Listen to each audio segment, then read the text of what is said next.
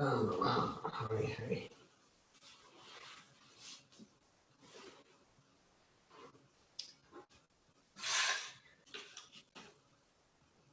Om Namo Bhagavate Vasudevaya.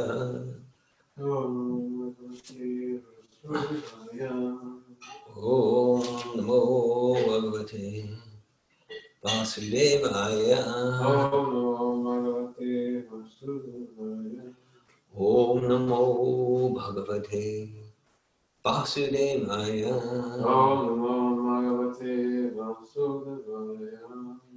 It's Friday evening, July 31st, 2020. And we're continuing from where we've been reading on some evening programs. Srimad Bhagavatam, Canto 10, entitled the Summum Bonum. Chapter 4, entitled The Atrocities of King Kamsa. And we're on text 6, if I got it correct. Text 6. Om Gyanatimirandasya Gyananjana Shalakaya Chakshurmitam Yena Tasmai Shri Gurave Namaha Shri Chaitanya Manobishtam Stapitam Yena Bhutale Swayamupakadamayam Dadati Svapadantikam Vandeham Shri Guru Shri Tapadakamalam Shri Gurun Vaishnavamscha Shri Rupam Sugrachatam Saganaragnatam Vidam Tam Sajivam Sadvaitam Savadutam Parijana Saitan Krishna Chaitanya Devam Shri Radha Krishna Vedan Sagna Lalita Shri Vishakanditamascha Hey Krishna Karuna Sindhu Dinabandhu Jagatpate Gopisha Gopika Kanta Radhakanta Namostute Tapta Kantana Garange Radhe Vrindavaneshwari Vishabhanu Sute Devi Pranamami Hari Priye Vanchakalpata Yubhyascha Kripa Sindhu Vyevacha Patitanan Pavadebhyo Vaishnavebhyo Namo Namaha Jai Shri Krishna Chaitanya Prabhupada Shri Advaita Gadadhara Shri Vasari Gaura Bhakta Vrinda Hare Krishna Krishna Krishna Hare Hare Hare Rama Rama Rama Hare Hare Namo Vishnu Padaya Krishna Prestaya Bhutale Srimate Bhaktivedanta Swami Niti Namine Namaste Saraswati Devi Gauravani Pracharine Nirvishesha Shunyavadi Paschatya Desha Tarine Narayanam Namaskritya Naram Chaiva Narottamam Devim Sarasvatim Vyasam Tato Jayamudirayat. Before reciting the Srimad Bhagavatam, which is the very means of conquest, one should first offer respectful obeisances unto the personality of God and Narayan, to Narayan Rishi, the supermost human being, to Mother Sarasvati, the goddess of learning, and unto Srila Vyasadeva, the author. Nasta praise for Bhadreshu Nityam Bhagavat Seveya Bhagavat Yutamashloki Bhakti Bhavati Nayestipi. Text 6 of chapter 4, Canto 10. Nanvaham te yavaraja dina hata sutta prabhu natum arhasi mandaya anjamam prajam. This is Devaki speaking to Kamsa. My lord, my brother, I am very poor, being bereft of all my children, but still I am your younger sister, and therefore it would be worthy of you to give me this last child as a gift. Text 7. Shri Shukavacha Upaguya Majameva Mudacha Dina Dinavat Yatitastam Benir Bhartya Hastad Hachi Chide Kala. Shukadeva Goswami continued. Piteously embracing her daughter and crying, Devaki begged Kamsa for the child, but he was so cruel that he chastised her and forcibly snatched the child from her hands. Purport: although Devaki was crying like a very poor woman, actually she was not poor, and therefore the word used here is dinavat. She had already given birth to Krishna, therefore who could have been richer than she? Even the demigods had come to offer prayers to Devaki, but she played the part of a poor, piteously afflicted woman because she wanted to save the daughter of Yashoda. Yes. So, Paul's making the point that Krishna says in Bhagavad Gita, one who knows me is to be understood to be the knower of everything. Prabhupada making the point that one who has Krishna, that's the richest. This is the greatest wealth. And that point is also there in the conversation between Sri Ramananda Roy and Lord Chaitanya. That if we're realizing who we are as spirit, soul, servants of Krishna, and we're remembering Krishna and serving Krishna, then this is the greatest wealth. It is sometimes said, rich is not he who has the most, but he who needs the least. So, to the extent that we're Krishna conscious and we're completely satisfied, whatever external wealth or approval or respect or resources we have or don't have. Atmarama, a devotee's Atmarama, self-satisfied. That's a real devotee who's remembering Krishna. Probably because the greatest, most tragic calamities are happening to Devaki. One child after another being brutally murdered by her cousin brother. I mean, just horrendously terrible. But Prabhupada's making the point that if she's playing like a piteously poor, afflicted, victimized woman, but she's the richest personality in the universe. She's Krishna conscious. Krishna even appeared as her child. So this is the real one that gives value to everything else. The one that gives value to the string of zeros. And, yes. So and Prabhupada emphasizes that Devaki played the part of a poor, piteously afflicted woman because she wanted to save the daughter of Yashoda. So she's doing some strategy to save this girl. We can continue. This is text 8. Tam grihitva charanayo jatamacham swasusutam apotaya chila krishte svartom mulita sarida. Having uprooted all relationships with his sister because of intense selfishness, Kamsa, who was sitting on his knees, grasped the newborn child by the legs and tried to dash her against the surface of a stone. So just you can try to imagine the coolness of such a personality, Kamsa, who's completely under the influence of lust. Lust means there's no room for empathy or sensitivity or considering someone else's pain or worldview. He's just terrified that somehow Devaki's child will kill him, so he must kill the baby, which is he's already killed 8 babies. Text 9. Satha dasta samutpatya sajode pyambaram gata advishatan huja vishnu sayudashta mahapuja. Ramachandra, would you like to read? The child Yogamaya, the younger sister of Lord Vishnu, slipped upward from Kamsa's hands and appeared in the sky as Devi, the goddess Durga, with 8 arms completely equipped with weapons, before the Shaitan. Kamsa tried to dash the child downward against a piece of stone, but since she was Yogamaya, the younger sister of Lord Vishnu, she slipped upward and assumed the form of the goddess Durga. The word Anuja, meaning the younger sister, is significant. When Vishnu or Krishna took birth from Devaki, he must have simultaneously taken birth from Yashoda also. Otherwise, how could Yogamaya have been Anuja, the Lord's younger sister? I don't understand that. It's an interesting point. I'll call it a very esoteric point. I'm not claiming to understand. But Yeah, we don't hear this in Krishna book as far as I remember. I don't know any other place where Prabhupada's making this indication. Yeah, I don't remember it. Yeah, no, I don't remember reading anything like what's in this purport in Krishna book or anywhere else. So Prabhupada's looking at that Sanskrit word, anuja, which he's translating in the word for word as the younger sister.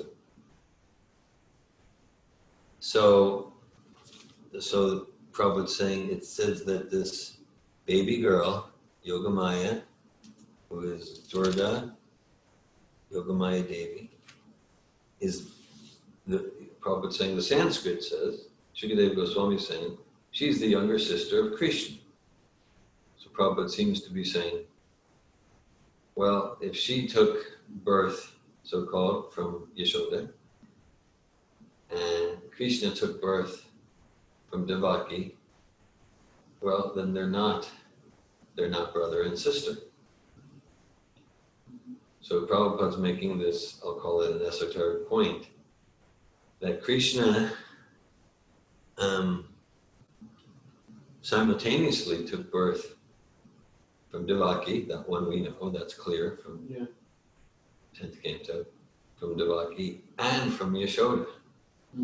So that's like on some mystical transcendental platform, but that's what Prabhupada seems to be saying. I don't have more information in it than what is there in these sentences. Like it's as good as him taking birth of Yashoda directly because his sister was born from her. Sure. Well, I maybe, but I get it. It's more Prabhupada saying Krishna somehow in some mystic form took birth from Yashoda. Interesting. It kind of somewhat reminds me like how Balaram was transformed to Rohini. To Rohini's womb. In like a mystical, inconsiderable way. Yeah. From Devaki. Yeah, it's like on that level. Or we hear about Lord Chaitanya, that he would, he'd be in Jagannath Puri, but he would appear in the home of Sachi Devi. Things like that. Yeah. But again, this is not something, because we know Krishna was carried to Yashoda, by Vasudeva in the storm. But as far as Prabhupada indicating something additional here. Yeah. Yeah. It almost demands in my mind that Prabhupada would quote like one of the acharyas, because usually it sounds like something like one of the previous acharyas would state, something like completely random like that. So something from Vishwanath Chakravarti Thakur or Jiva Goswami or something. Right. Yeah, I can. And maybe Prabhupada is getting it from one of those commentaries. Or maybe Prabhupada has some Krishna in the heart revealing something. I don't know. Yeah. I don't know. That would be an interesting research. Very interesting. So that's what we have. I have a question too. Yeah. In regards to the previous verse that we read about you like expressing the Atmaram aspect of through how Devaki was self-satisfied so much that she didn't care about the atrocities, and she was self-satisfied, and I think it's like sort of a stretch for me to connect that to the coaching session. Yeah, sure. And there in PPTC. Yeah. And it's just like, are we expected to do that too in like the training process of Krishna consciousness to be like self-satisfied, or is just something for the self-realized souls to be like Atmaram, to act with that? One thing as far as Devaki, she's not stoic. She's not appearing as stoic. Stoic means like emotionless. Okay. She's quite emotional. Yeah. And Prabhupada seems to be making the point. She's sort of play acting. Yeah, that she played the part. So, with regard to your question, my understanding is we're not meant to pretend or fake it till you make it.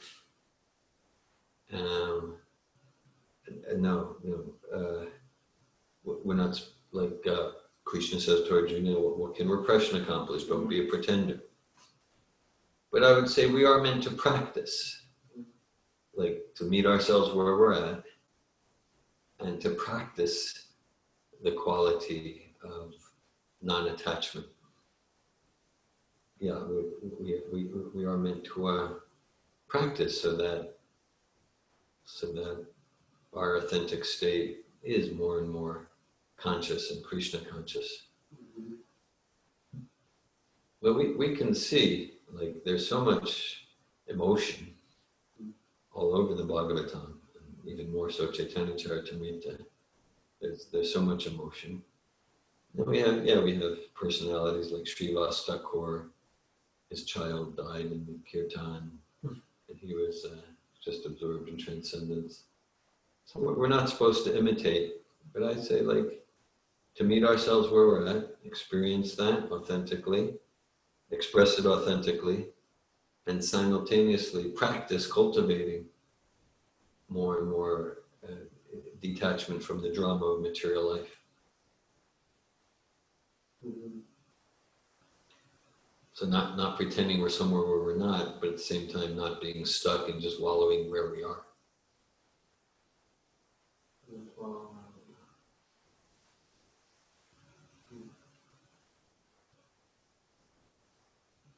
That was like, it sounds to me that's like the difference between take it till you make it and actually practice. Because I'm trying to understand where's the fine edge between practicing, being self-satisfied, and just fake it until you make it. And you never make it, you just go crazy. Right, because there's no actual progress in fake it till you make it. Like, okay, let's say if I really want to cultivate the sattvic, brahminical, transcendental qualities of patience and tolerance. Okay, so let's say I perceive someone insulted me, or someone bumps into me and steps on my toe during kirtan, or something like that. And fake it to make it is like, inside I'm feeling resentful and angry, but it's kind of like, oh, I need to put on a mask. Like this, oh no, I'm a compassionate, forgiving person, but I'm not really working on changing what's inside. I'm just concerned about the external image. Whereas practice,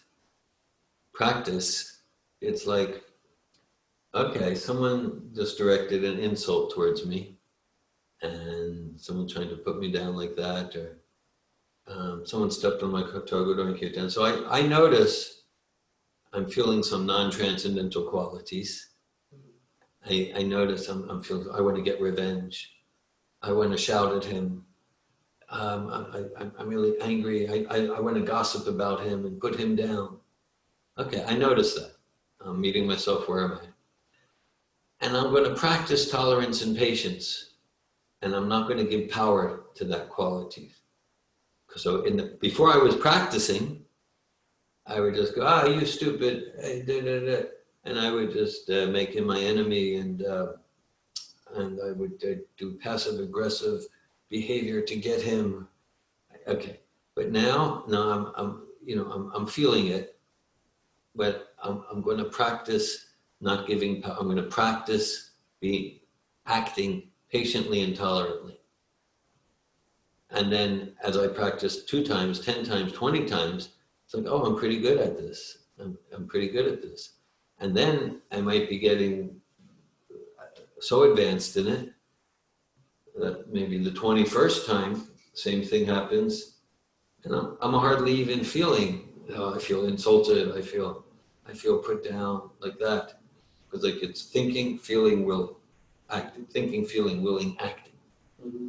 All right, so the thinking that like, oh, he hates me, I'm gonna get him, and like that. Okay, that just happens automatically. And then the feeling of hostility, and then the action, I'll punch him in the nose or I'll insult him back. Okay, at least I'm going to practice tolerance in the acting. Okay, and I get good in being patient and tolerance in restraining my action consciously. Okay, then more and more, maybe I'm even practicing on the feeling level. On the feeling level, not even let the thought go to feelings of bitterness, hostility, resentment, anger. like that. And then maybe as I advance more, I can even practice not even let my thoughts go to, I need revenge, like that. So that's like practice that leads to advancement. Whereas fake it till you make it, it's sort of like not doing any internal work, but pretending externally. Just pretending externally, but not really pulling the weeds from the garden of the heart. Thank you.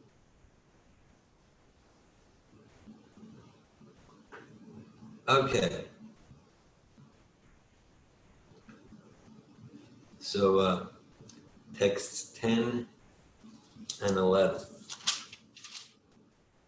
Idyasragam baralepa Ratnaparana Pushita Danu Shuveshu Charmasi Shankachakra Gadadara Siddhacharana Gandharver Apsara Kinaroragane Uparita Rupalibi Stuyamanedam Abrabid. You want to keep reading?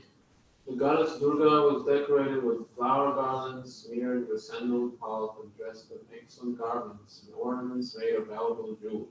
Holding in her hands a bow, a trident, arrow, a shield, a sword, conch shell, a disc, and a club. The being praised by celestial beings like Apsaras, Naras, Punkas, Siddhas, Charanas, and Gandharvas worshipped her with all kinds of presentations. She spoke as follows. Quite a description of Durga there. She transformed like a little child. That's my understanding, yeah. She did a shape-shifting. Kimmaya hataya manda jatagalu tavantake yachakvava purashatur ahimsi kripanam brita. You can read? O Kamsa, you fool, what will be the use of killing me? This Supreme God who has been your enemy from the very beginning and who will certainly kill you has already taken his birth somewhere else. Therefore, do not unnecessarily kill other children.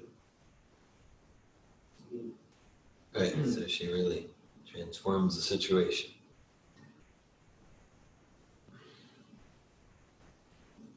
Iti pravasya tam devi maya bhagavati bhuvi bahunama niketeshu bahunama bhaguvaha. After speaking to Kamsa in this way, the goddess Durga, Yogamaya, appeared in different places, such as Varanasi, and became celebrated by different names, such as Annapurna, Durga, Kali, and Bhadra. Purport by Srila Prabhupada. The goddess Durga is celebrated in Calcutta as Kali, in Bombay as Bumba Devi, in Varanasi as Annapurna, in Chutak as Bhadra Kali, and in Ahmedabad as Bhadra. Thus, in different places, she is known by different names. Her devotees are known as Shaktas, or worshippers of the energy of the Supreme Personality of Godhead, whereas worshippers of the Supreme Personality of Godhead himself are called Vaishnavas. Vaishnavas are destined to return home, back to Godhead, in the spiritual world, whereas the Shaktas are destined to live within this material world to enjoy different types of material happiness. In the material world, the living entity must accept different types of bodies. Ramayan Sarva Bhutani and Shrivutani Mayaya. That's Bhagavad Gita, chapter 18, text 61. According to the living entity's desire, Yogamaya or Maya, the goddess Durga, gives him a particular type of body, which is mentioned as yantra, a machine. But the living entities who are promoted to the spiritual world do not return to the prison house of a material body. So, Arjuna. The words janma na eti indicate that these living entities remain in their original spiritual bodies to enjoy the company of the Supreme Personality of Godhead in the transcendental abodes Vaikuntha and Vrindavan.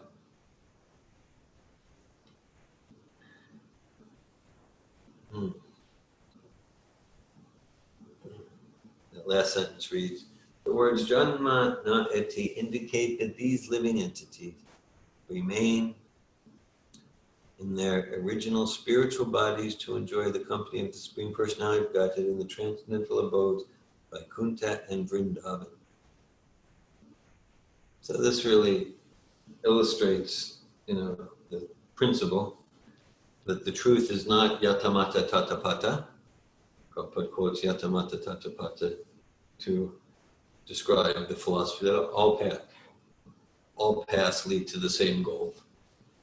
So, no, like those who serve and worship Kali. Of course, it's one thing if Kali is worshipped in her capacity as servant of Krishna. Shri sti stiti pulaya sadhana shaktirekam Jayeva yasya bhuvanani viparti durga Itanupamapi yasya chateshtate sa Govinda maripusham tamaham bhajami. But for the most part, no, those who serve this demigod, that demigod, they're not going to achieve the same result as worshiping Krishna or serving Krishna. Just it's kind of common sense.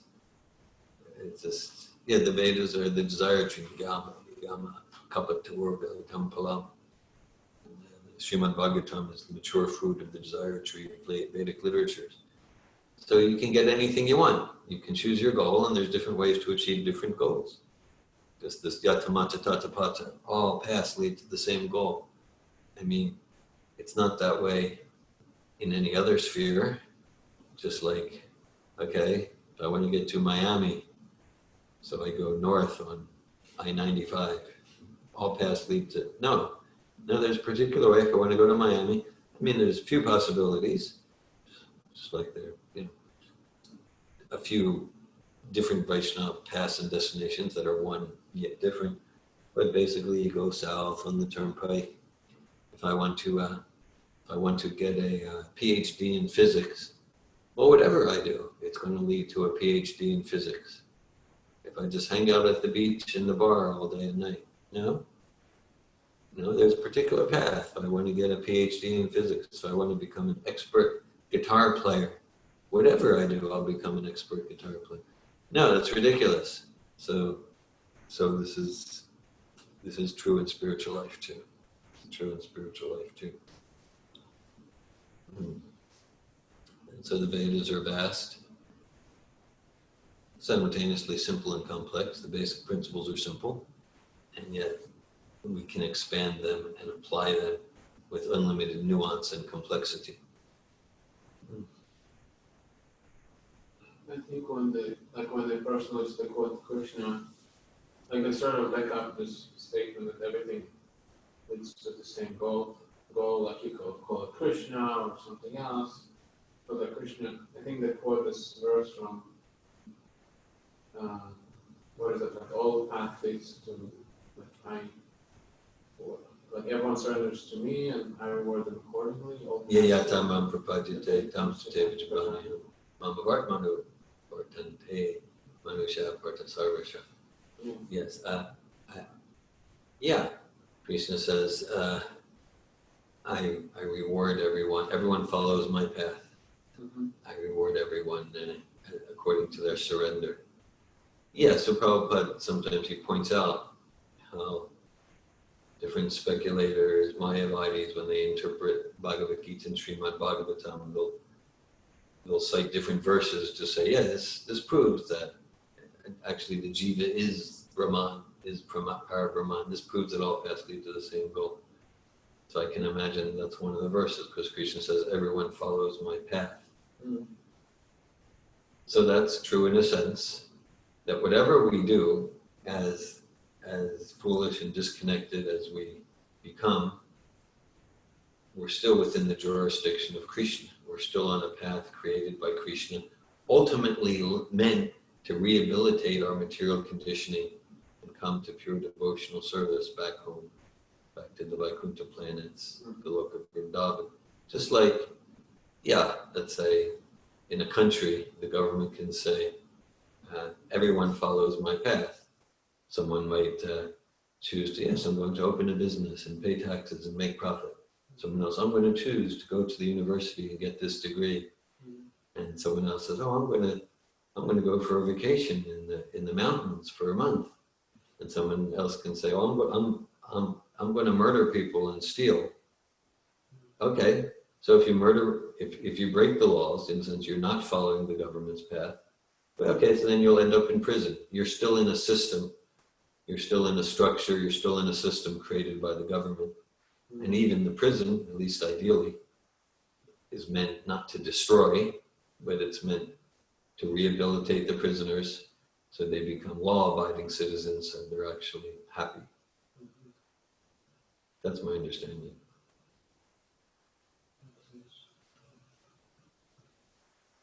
And in direct connection with much of Bhagavad Gita, Bhagavad Gita, it describes different yoga paths. And not just yoga paths, demigod worship, varnashram, impersonal, Brahmavadi, Mayavadi.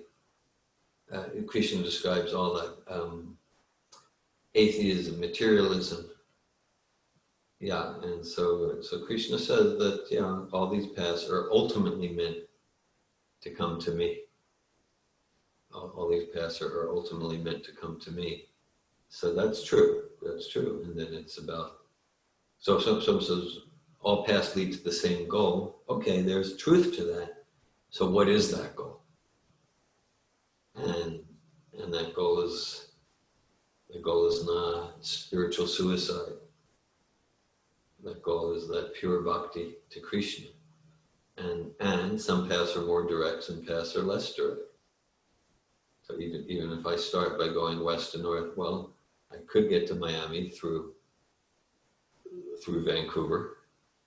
I mean, I could, but there's more direct paths to Miami.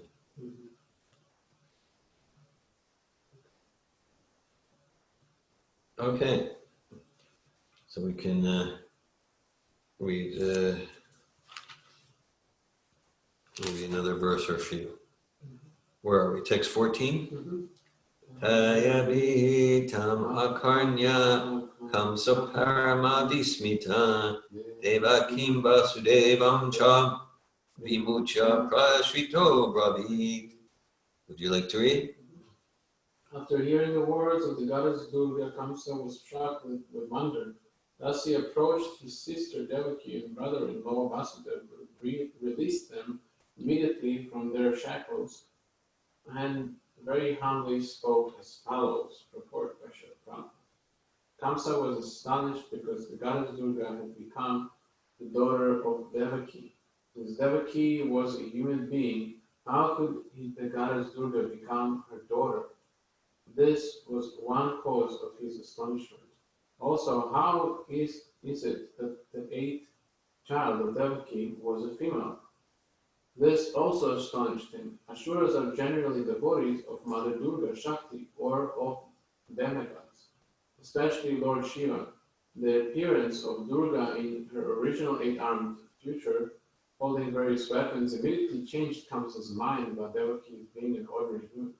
Devaki must have had some transcendental qualities. Otherwise, why would the goddess Durga have taken birth from her womb? Under the circumstances, Kamsa, struck with wonder, wanted to compensate for his atrocities against his sister Devaki. So you see, like persons like Kamsa, they generally consider Durga's on their side. Yeah. Right. So this is shocking. Devaki, a devotee of Vishnu. And then he's like, he's beginning to wake up, or just he's feeling a lot of fear. Like Durga, it appears as her child. This is a special person. And so he's having transformation. at least superfluous. Yeah, for a little bit.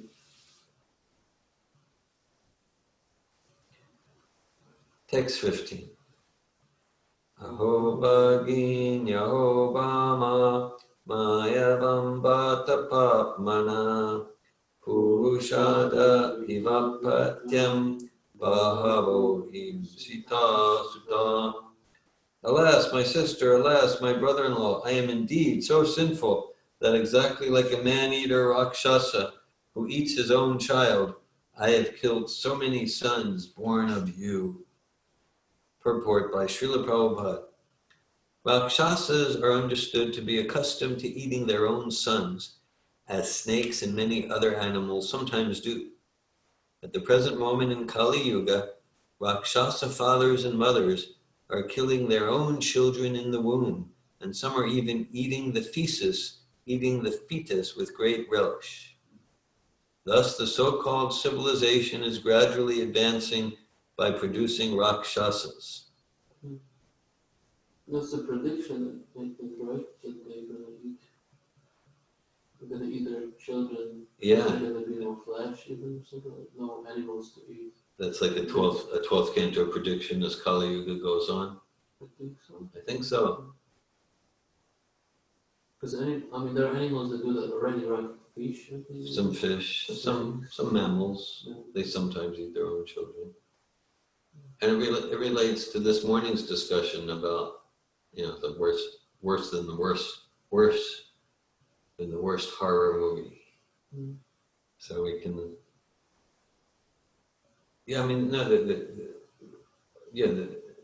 they're actually, they're using, the human abortions for different food stuff now. Mm. Things like that are happening. Yeah. So apparently even there in 1977, Prabhupada was aware that these things are happening. And he uses the term so-called civilization because it's, advanced maturely, advanced technologically in some ways.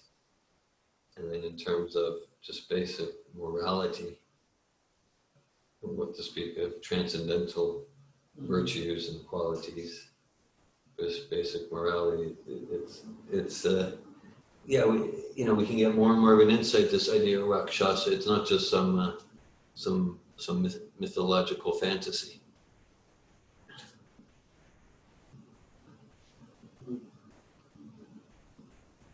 I think there's a conversation that they tell Prabhupada about like Andy Warhol, and then he had like a party where they were serving these things.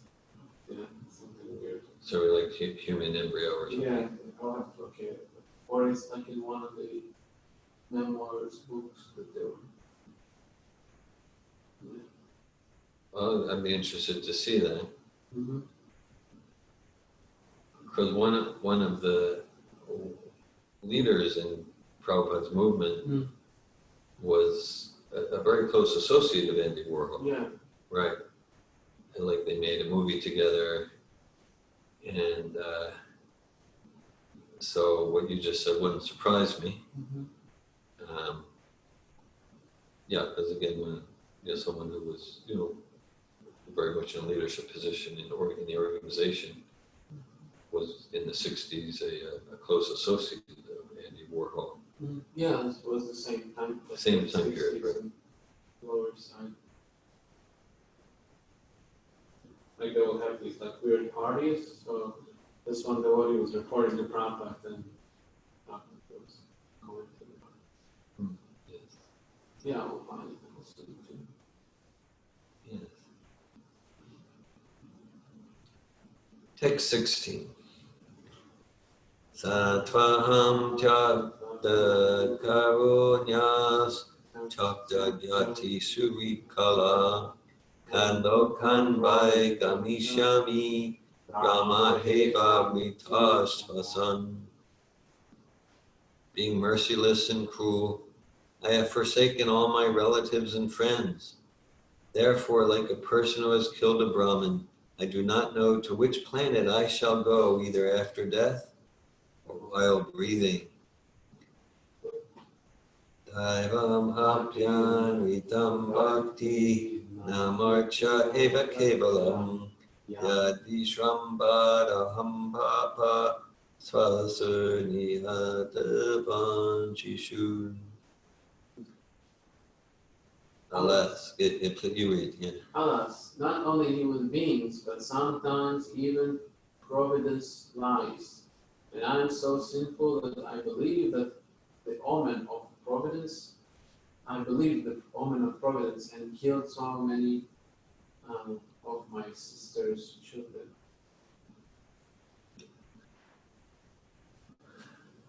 Right, because when he was driving the chariot, there was the omen. Yeah. And he said, oh, so providence is lying. What's happening here? He's very confused and bewildered at this time. I have this compilation folder, the difference between devotees and demons. And I think one of the quotes is that demons, they're very prone to believe in some random voices in the sky. Okay. They like it very much. Yes. Different signs, and they make very drastic conclusions because of that. Instead of believing believing God directly, they take shelter of different things. And then you have various references from the Shastra. Yeah. Interesting. Yes, like compilation.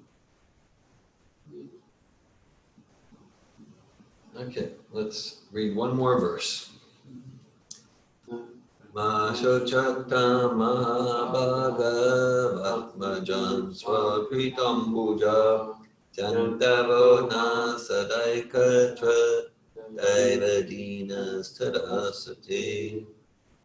Would you like to read? Yeah, sure. O great souls, your children have suffered their own misfortune. Therefore, please do not lament for them. All living entities are under the control of the Supreme. They cannot always live together.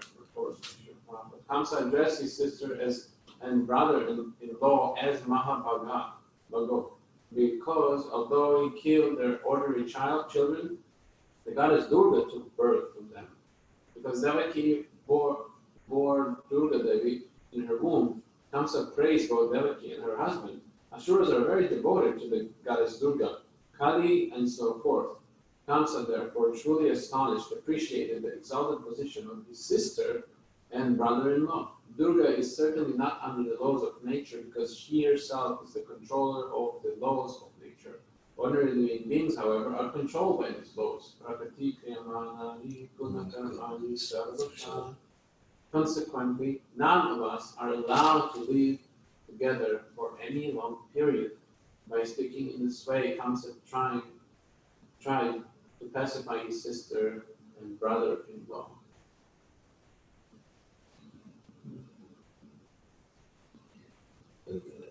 This is it's really striking me more than when I previously read this or reading Krishna book. That Kamsa is particularly impressed. He's particularly in awe because Durga appeared from his sister's womb, and Durga, she's the supreme. She's the topmost. So he's just he doesn't want to mess with that. He doesn't want to be on the other side of this. I say I'm feeling that's really a main, if not the main, impactful cause for him. Yeah. And he's not afraid to challenge Krishna, but he's afraid of Durga. That's quite interesting. Yeah. That seems to be the case. Yeah, he's ready to challenge Vishnu, but not Durga. That's weird. Well, again, different, because they're followers of the Vedas in some sense, just like Hiranyakashipu was a follower of the Veda in some sense. Yeah. So was Ravana. But followers of the Vedas who don't have an authorized parampara, some think Indra is supreme, some see Brahma is supreme, some see Kali is supreme. Mm-hmm. They're not quite getting the hierarchy. So you would say he recognizes? I wonder if the demons, do they like understand that Krishna is the supreme, or they consider one of the demigods as the supreme, and that's why they don't adhere to Krishna, to Vishnu? I think there's no one answer to that. Mm. Definitely some of them see Krishna as maybe a demigod, something like that. But then sometimes they might get like glimpses Mm-hmm. into his supreme dominion over all that being. They might get like glimpses, but they don't stay there. Mm-hmm. Then the mind and false ego go, oh, he's just some powerful man or something like that. Yeah. I'll have to look at the quote again, but I think it's in that folder that I have. The Prabhupada says like they do accept that he is the supreme, but the difference is that they do not follow. They really like they just don't want to follow his. They just don't want to follow. Yeah. Yeah. They're very resentful of that. Like something like that in the 6th canto. Mm-hmm. Yeah. You're right. And we can see like before the Battle of Kurukshetra, Krishna went to Duryodhana and showed his universal form. Mm-hmm. And so Duryodhana, he sort of got it, but he just wasn't moved. It's not rational, but it's just they had the demonic mentality. We have this kind of emotional, irrational opposition. Or like there was another instance that someone was advising, was it to Duryodhana or someone else, to Dhirashtra, and he said that I'm not willing to do that because it just, like he knows that Krishna is the Supreme Personality. Yeah. So like, God, that's the right thing to do. Because he's just not, he's so envious and he doesn't want to. Right. He goes like, I'm just like, I'm under the control of fate. I have nothing I can do. Like kind of, like what you're saying, Vidura, yeah, I get it. Like, I don't know Mahabharata so well, but there's something like that in the Bhagavatam. But yeah, what you're saying, Vidura, makes sense. I know Krishna, but I'm helpless. He's a victim. I'm helpless in the hands of fate, which means fate means my own material ambition and desires and attachments. Mm-hmm. Yeah, and then I can see that because like I have enough knowledge. Krishna is supreme. Vishnu is an expansion of Krishna. I know that, but so much of my life, day to day, hour to hour, I'm acting demoniacally. I'm rejecting the supremacy of Krishna. I'm not joyfully surrendering to it. Mm. So even if cognitively I might know, but irrationally, I'm acting in opposition. That's the demoniac spirit. I'm thinking now too about the contrast, how like in Dwaraka and the Kuru, and like the Kurus, Dwaraka and like Mathura, they all, as I understand, they all know that Krishna is the Supreme Personality of God there. They're like aware of that. Yeah. And in Vrindavan, they're not aware of that at all, right? They think Krishna is Atma, some sort of like a demigod, but the residents of Vrindavan, they're much better in actually like I don't know if the submitting is the right word, but they certainly, like, there are no instances like Akura running away with a Parijat, Samataka jewel, or participating in a conspiracy. We don't see that amongst the gopis or cowherd boys. Yeah. Right. They don't know that Krishna is God, and they don't create problems as he would create. Like I would expect them to create actually problems, like the Krishna. And it's like it's really weird, like as if, because I think in the instance of the conspiracy around Shamantaka jewel. The Shamantaka jewel, it said that Akura was he polluted or something, or he was like in the wrong association. Wrong association, he got bewildered, yeah. Yeah. And it's as if it's not like the more safe platform to understand Krishna is God. I don't know. Well, Lord Chaitanya, he says, Gopi Vartu Padakamalaya Dasa Dasa Vidas. He worships, he's the servant of the servant, the servant of the servant. The gopis are the topmost entities in creation, the topmost devotees of Krishna. the residents of Vrindavan, and yeah, they're in Yoga Maya. Also, though, if we read Krishna book closely, sometimes they reveal glimpses of knowing that Krishna's not just a cowherd boy in Vrindavan.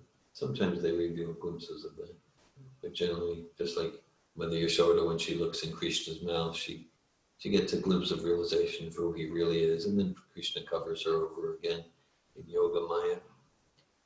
Yes, whereas like Vaikuntha planets, they kind of, that's like the only place where there's no Maya.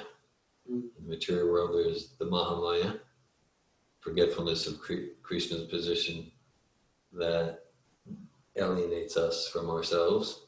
And in Goloka Vrindavan, there's Yoga Maya, forgetfulness of Krishna's superior position in a way that deepens one's love for Krishna. So, yeah, whereas in Vrindavan, they're in that spiritual illusion, and they have the fullest, steady love for Krishna.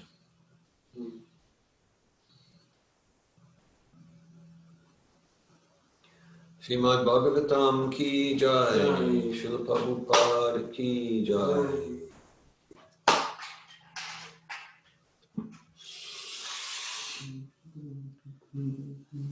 Namo Vishnu Krishna Krishna